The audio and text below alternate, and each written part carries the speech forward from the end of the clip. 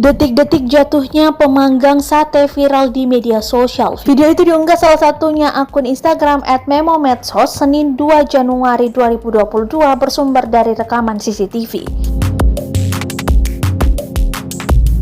Para pemuda terlihat tengah kumpul-kumpul merayakan momen tahun baru. Tiba-tiba lewat seorang pemuda lainnya yang tak sengaja menyenggol pemanggang sate. Kejadian tak terduga pun terjadi.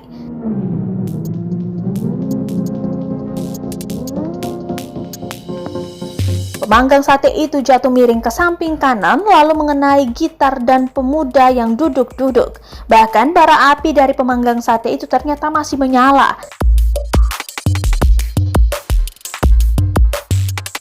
Mereka lalu lari terbirit-birit seperti sedang dikejar oleh orang. Pada keterangan unggahan, dituliskan pula bahwa hal itu menjadi hadiah tahun baru untuk para pemuda tersebut.